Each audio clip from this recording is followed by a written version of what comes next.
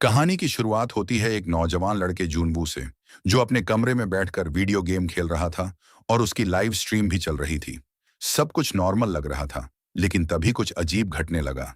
अचानक उसके chat box में लोग बार बार एक ही बात लिखने लगे, भागो, अभी निकलो। जूनवू को पहले लगा ये सब सिर्फ उसके फैंस का कोई प्रैंक है, लेकिन तभी उसके फोन पर एक सरकारी आपातकालीन चेतावनी आई और ठीक उसी वक्त बाहर से तेज धमाके की आवाज आई। उसके बाद चीख पुकार शुरू हो गई। कंफ्यूज होकर जूनवू बालकनी में गया और जैसे ही उसने बाहर झांका, उसके होश उड़ गए। पूरा इलाका अफरा तफरी में था। लोग इधर उधर जान बचाकर भाग रहे थे। कुछ बिल्डिंग्स से कूद रहे थे, कोई चिल्ला रहा था। एक फायर ट्रक सड़क पर बेकाबू होकर टकरा गया और तभी उसकी नजर पड़ी। एक इंसान दूसरे इंसान को जानवरों की तरह काट रहा था।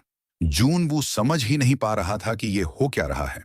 तभी एक माँ अपनी छोटी बच्ची को बचाने के लिए हाथ में चाकू लेकर भागी, लेकिन जैसे ही उसने बेटी को पकड़ा, उसकी वही बेटी अचानक उस पर टूट पड़ी और उसे ही काटने लगी। जूनवू की रूह तक कांप गई। उसे समझ नहीं आ रहा था कि अब क्या किया जाए। तभी उसके फ्लैट के दरवाजे पर जोर जोर से कोई दस्तक देने लगा। उसने धीरे से झांक कर देखा तो बाहर सब शांत लग रहा था। थोड़ी हिम्मत करके उसने दरवाजा खोला और तभी एक आदमी तेजी से अंदर घुस आया। ये उसका पड़ोसी सांगचुल था, जिससे उसकी ज्यादा बनती नहीं थी। जूनवू घबरा गया और उसे जाने को कहा, लेकिन सांगचुल ने विनती करते हुए कहा कि उसे सिर्फ बाथरूम यूज करना है, बस 1 मिनट। जूनवू ने झिझकते हुए हाँ कर दी और टीवी ऑन किया। तभी उसे सच्चाई का पता चला।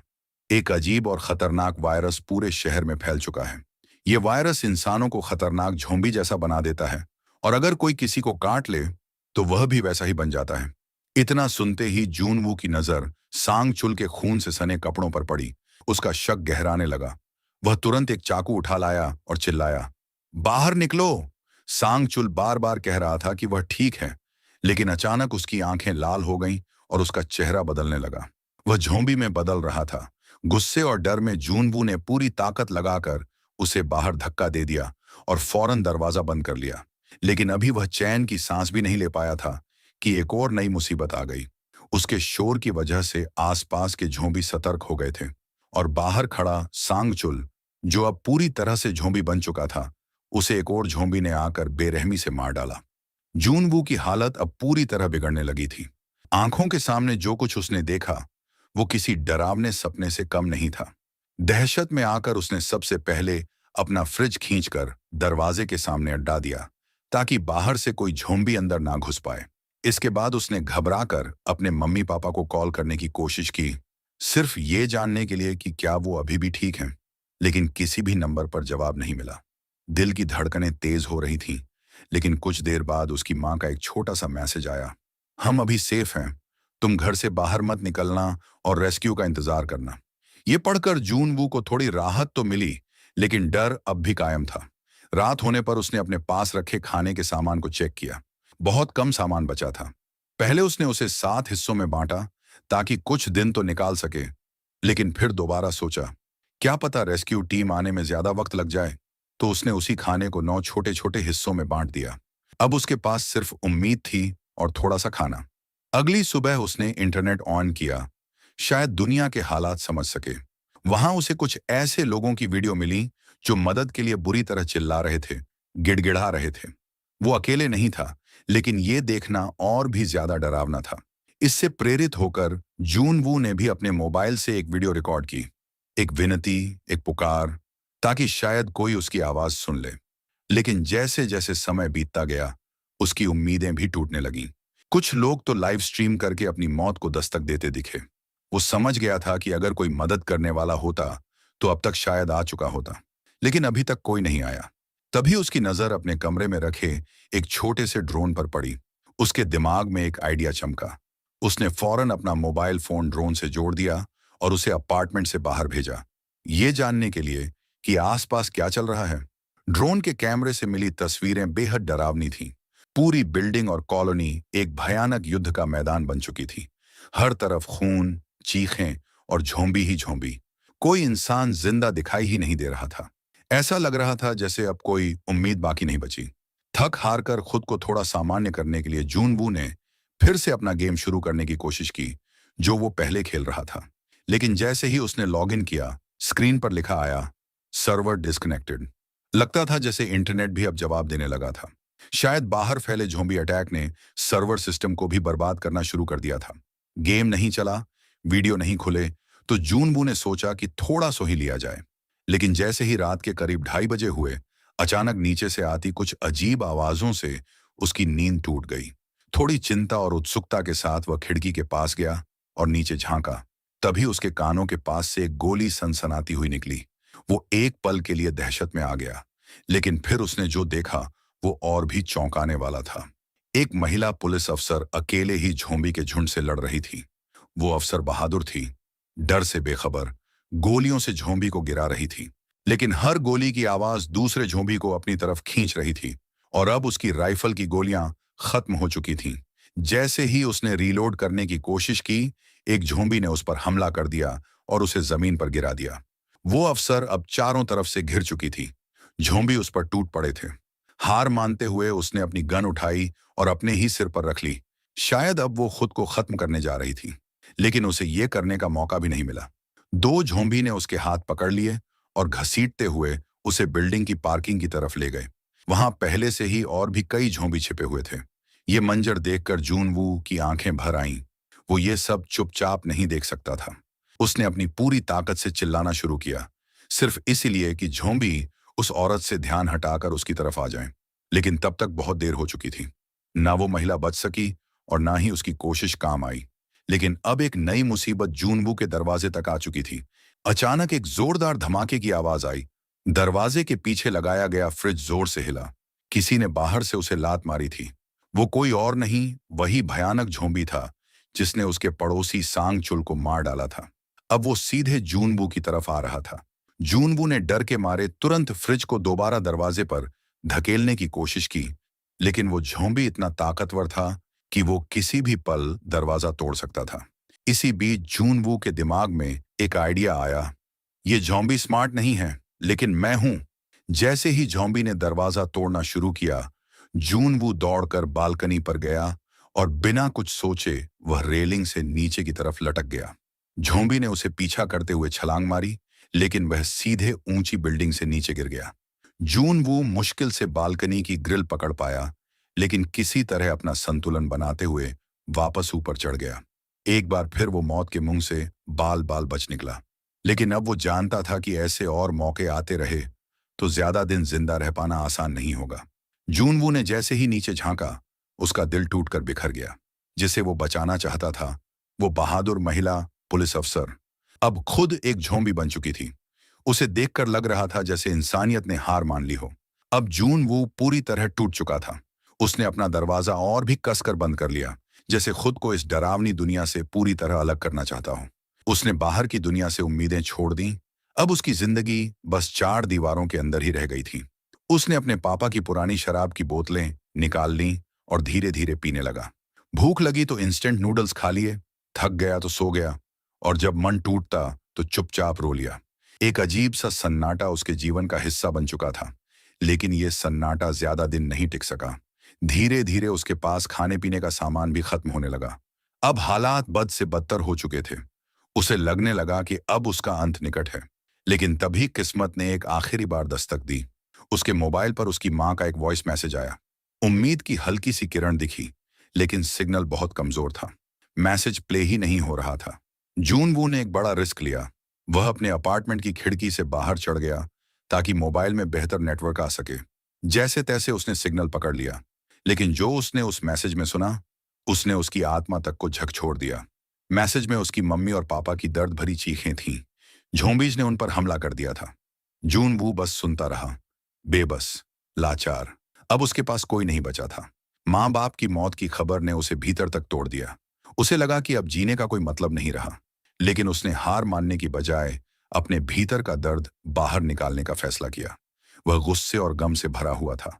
उसने दरवाजा खोला और सामने दिखे ज़ॉम्बी पर हमला कर दिया। जानबूझकर बहुत शोर मचाया ताकि और ज़ॉम्बी उसकी तरफ आकर्षित हो जाएं। लेकिन जब कोई रिएक्शन नहीं आया तो उसने डरते डरते एक कदम बाहर रखा। जैसे ही वह बाहर निकला, सामने से ज़ॉम्बी का एक बड़ा झुंड उसकी तरफ दौड़ता हुआ आ गया।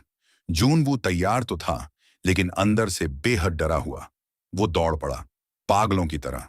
हर तरफ सिर्फ मौत का साया था। उसने फौरन लिफ्ट का बटन दबाया, लेकिन तभी एक और बड़ा झोंबी झुंड उस पर टूट पड़ा। किसी तरह वह पास में पड़े एक कचरे के डिब्बे के पीछे छिप गया। सांस रोककर बैठा रहा। झोंबीज पास से गुजर गए और शायद उसे नहीं देख पाए। मौका मिलते ही वह तुरंत अपने अपार्टमेंट की ओर भागा, लेकिन तभी उसे पीछे से किसी के कदमों की आहट सुनाई दी। शुक्र की बात यह थी कि पीछा कर रहा झोंबी अंधा था। वह जून वू को देख नहीं पाया। जून वू ने बिना देर किए अपने फ्लैट का दरवाजा खोला और खुद को अंदर बंद कर लिया। लेकिन उसके द्वारा की गई हल्की आवाज भी अब झोंबीज को आकर्षित करने लगी थी। चौंकाने वाली बात यह थी कि कुछ झोंबी अब भी इंसान होने की कुछ हल्की यादें अपने भीतर रखे हुए थे। वो दरवाजा खोलने की कोशिश करने लगे, जैसे उन्हें आदत हो किसी नॉब को पकड़ने की। मगर कुछ देर कोशिश करने के बाद वो थक गए और वहां से चले गए। उस रात जूनवू ने मान लिया था कि अब उसका सफर यहीं खत्म हो गया है। माता पिता की मौत, अकेलापन, भूख, डर, इन सब ने उसे अंदर से खोखला कर दिया था। उसने खुद से हार मान ली थी और जब अंदर की सारी उम्मीद बुझ चुकी थी, तब उसने अपने मोबाइल कैमरे के सामने एक आखिरी वीडियो रिकॉर्ड किया। एक अलविदा दुनिया को और खुद को। लेकिन जैसे ही उसने खुद को खत्म करने की कोशिश की, उसी पल उसकी खिड़की के पार एक चमकती हुई लाल रोशनी नजर आई। वो रोशनी सामने की इमारत से आ रही थी। जून वो अचानक रुक गया। उसकी आंखें उस रोशनी पर टिक गईं और तभी उसे वहां एक लड़की दिखाई दी, जवान, होशियार और जिंदा। उसने लाल टॉर्च से इशारा किया और जूनवू की तरफ देखा और मुंह से सिर्फ एक शब्द निकाला, इडियट। लेकिन यह गाली जूनवू को किसी तोहफे से कम नहीं लगी। इतनी तबाही में किसी जिंदा इंसान का मिलना उसे जिंदगी की तरफ फिर से खींच लाया। उसने भी मुस्कुराकर हाथ हिलाया। थोड़ी देर बाद लड़की ने हाथ के इशारे से बताया कि सुबह 7 बजे वो उससे बात करेगी। दोनों फिर अपने अपने कमरे में लौट गए। उस लड़की का नाम था किम यूबिन। वो भी उसी तरह जिंदा थी जैसे जूनवू, लेकिन उसमें एक बात खास थी। वो इस सर्वाइवल सिचुएशन में काफी समझदार और सख्त थी। किम ने अपने अपार्टमेंट को अच्छी तरह से सुरक्षित किया हुआ था। अंदर खाने का सामान सहेज कर रखा था। हर चीज को सीमित मात्रा में इस्तेमाल करती थी। उसने अपने कमरे में कई तरह के ट्रैप्स भी लगा रखे थे, ताकि कोई झोंबी अंदर घुस भी आए तो जिंदा न बच सके। अगली सुबह जब दोनों ने इशारों में एक दूसरे को नाम बताया, तो जून वो बेहद खुश था। लेकिन उस वक्त वो बहुत भूखा भी था। पेट दर्द कर रहा था। किम ने उसकी हालत देखकर तय किया कि उसे कुछ खाना भेजना चाहिए। उसने एक प्लान बनाया। उसने एक बेसबॉल में रस्सी बांधी और उसे सामने की बिल्डिंग में फेंकने की कोशिश की, ताकि दोनों अपार्टमेंट को एक तरह से जोड़ा जा सके। लेकिन दूरी का अंदाजा थोड़ा गलत हो गया। सौभाग्य से जूनवू ने समझ लिया कि किम क्या करना चाहती है। उसने तुरंत अपना ड्रोन निकाला, रस्सी उसमें बांधी और उसे उड़ाकर सीधे किम के पास भेज दिया। यह आइडिया काम कर गया। थोड़ी ही देर में किम ने फूड पैकेट रस्सी से बांधकर उसकी तरफ भेज दिया। जूनवू के चेहरे पर पहली बार मुस्कान आई। उसने कई दिनों बाद ढंग का खाना खाया, लेकिन यह राहत ज्यादा देर तक नहीं चली। अचानक एक फायरमैन, जो अब झोंबी बन चुका था, उसकी नजर रस्सी और बेसबॉल पर पड़ गई। वह धीरे धीरे उस दिशा में बढ़ने लगा। जूनवू ने तुरंत किम को चेतावनी दी। किम ने रस्सी खोलने की कोशिश की, लेकिन तभी झोंबी ने जोर से रस्सी खींची और उसका असर यह हुआ कि किम के ऊपर एक भारी टेबल गिर पड़ी और वह बेहोश हो गई।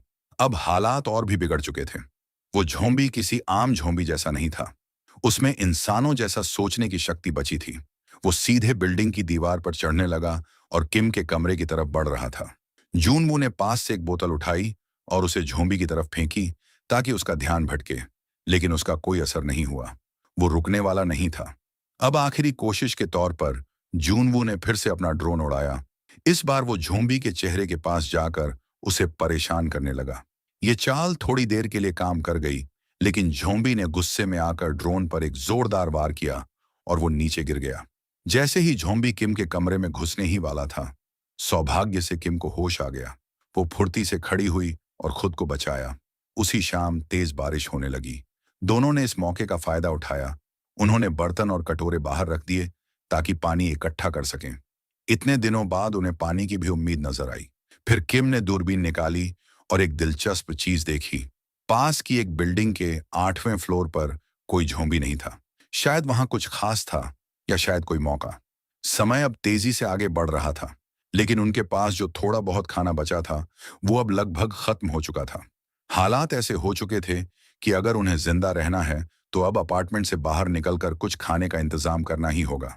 डर अपनी जगह था, लेकिन भूख अब जानलेवा बन चुकी थी। उस रात जूनवू ने तय किया कि वो खुद जाकर कुछ खाने का सामान ढूंढेगा। उसने अपने पैरों पर तौलिया लपेट लिया ताकि चलते वक्त कोई आवाज ना हो। फिर हाथ में बेसबॉल बैट लिया और धीरे से दरवाजे को खोला। बाहर गलियारे में सब कुछ शांत था और डरावना भी। चलते चलते उसकी नजर एक लाश पर पड़ी। वो उसके ही किसी पड़ोसी की थी। लाश के पास कुछ चाबियां पड़ी थीं। जूनवू ने वो चाबियां उठाई और पास वाले एक फ्लैट का दरवाजा खोल लिया। जैसे ही वो अंदर गया, वहां एक आदमी फर्श पर पड़ा था। उसने सावधानी से एक जूता उठाकर उस पर फेंका। कोई हरकत नहीं हुई। लग रहा था कि वह मर चुका है। थोड़ी राहत महसूस करते हुए जूनवू ने पूरे घर की तलाशी लेनी शुरू कर दी। फ्रिज खोलते ही सड़ी हुई चीजों की बदबू ने उसे उल्टी करवा दी। लेकिन शुक्र है, कुछ डिब्बा बंद खाना और ड्रिंक्स अब भी सही सलामत थे। उसने उन्हें पैक किया और वापसी की तैयारी की। जाते वक्त उसे और भी खाने के पैकेट और 2 वॉकी टॉकी भी मिल गए। लेकिन बस यहीं पर उससे एक चूक हो गई। जिज्ञासावश उसने वहां पड़ी लाश को गौर से देखने की कोशिश की और तभी पीछे से एक झोंबी ने उस पर झपट्टा मारा। जून वू ने फुर्ती से उस पड़ी हुई लाश को अपनी ढाल बना लिया और झोंबी का वार रोक लिया। फिर बिना पीछे देखे वह दौड़ पड़ा, भागता हुआ अपने फ्लैट की ओर और जाकर जोर से दरवाजा बंद कर लिया। दिल बुरी तरह धड़क रहा था, लेकिन जान बच गई थी। उस रात जून वू ने कई दिनों बाद भरपेट और चैन से खाना खाया।